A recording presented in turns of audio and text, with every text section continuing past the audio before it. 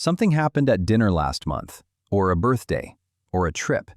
Something genuinely good, the kind of moment that actually mattered. And someone pulled out their phone and said, "Come on, get in the photo." And you did. You smiled. It was fine. And then later, when they posted it, you looked at the notification and felt nothing. No urge to share it yourself. No desire to caption it, to add it to your story, to send it to anyone who wasn't already there. The moment was complete. You were there. You felt it. That was enough. And someone, at some point, has looked at you like there's something slightly wrong with that. Here's what nobody ever says about people who don't post their photos online. It isn't a quirk. It isn't shyness. It isn't some mild social aversion that a bit more confidence would fix. It's actually a fundamentally different relationship with reality. One where experience and the proof of experience aren't the same thing. Where a moment doesn't need a witness to be real. And once you understand the psychology behind why some people are wired this way, you're going to see it for what it actually is.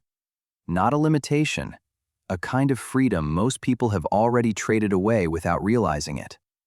But here's the part that costs something, because there is a cost.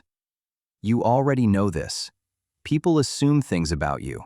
They assume you're private to the point of being secretive. They assume you don't have anything worth sharing. They assume you're judging them for what they post, even when you're not. You felt the slight awkwardness of being the only one who doesn't tag themselves in the group photo.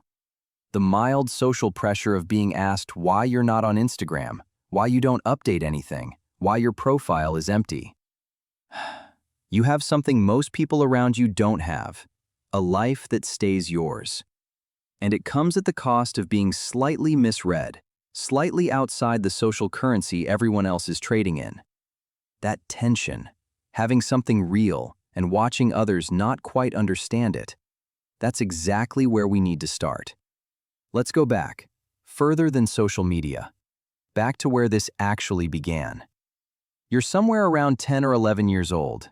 Something happened, a trip, a holiday, a birthday, a moment that was genuinely yours, and you felt it fully. Not through a lens, not through the question of how to describe it later. You were just in it.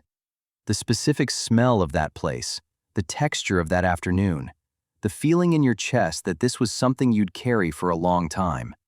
And it was enough. Just having it was enough. That instinct, to live the experience rather than document it, wasn't learned. It was yours before the world started trying to teach you the opposite.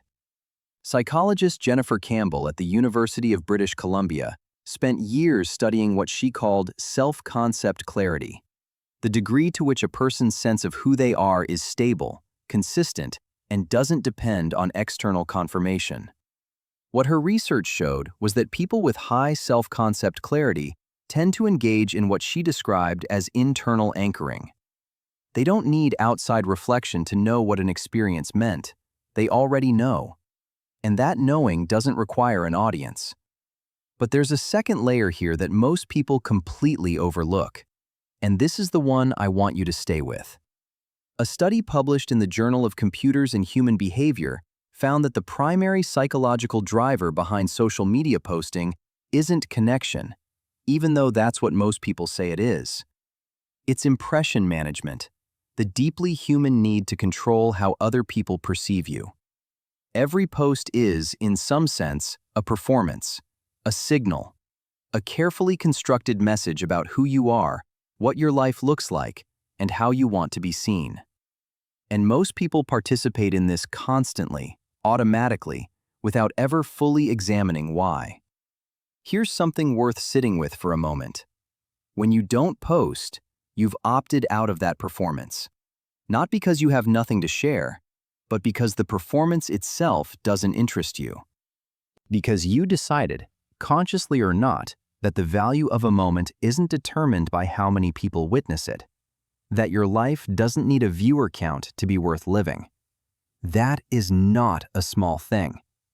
In a world built entirely around the economy of attention, choosing not to participate in it is quietly one of the most psychologically sophisticated positions a person can hold. And if this has always made sense to you somewhere beneath the surface, just subscribe.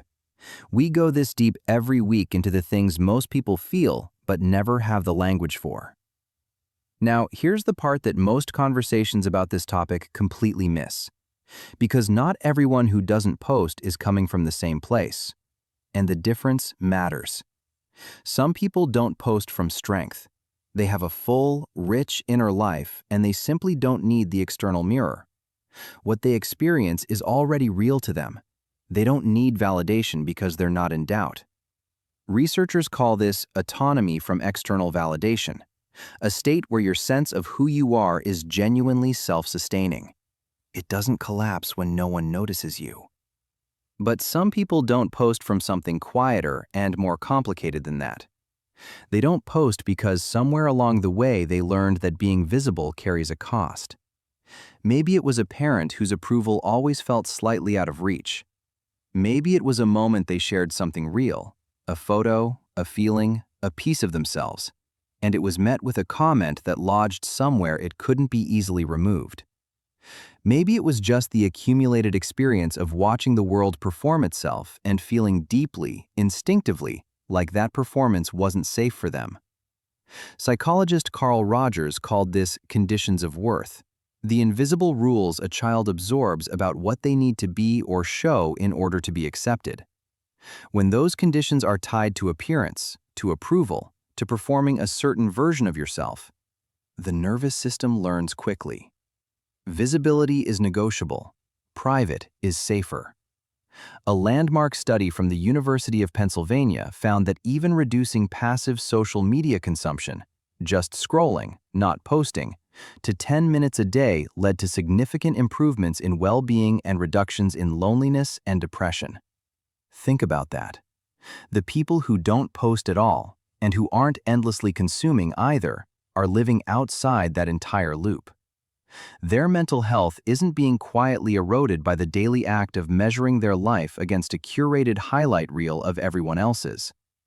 They're not missing out on something. They stepped off a machine that most people don't even know they're on. This is exactly the kind of thing we unpack every week. If that's what brought you here, subscribe. There's a lot more coming. And now the part that I most wanted to reach. You have been told you're too private, too closed off, that you're missing the point of social media, that you should put yourself out there more, that you'd feel more connected if you just shared a little. Some version of someone has implied that the way you exist, quietly, without documentation, without an audience, is somehow incomplete. So let me say what nobody has said clearly enough. You are not missing out on connection.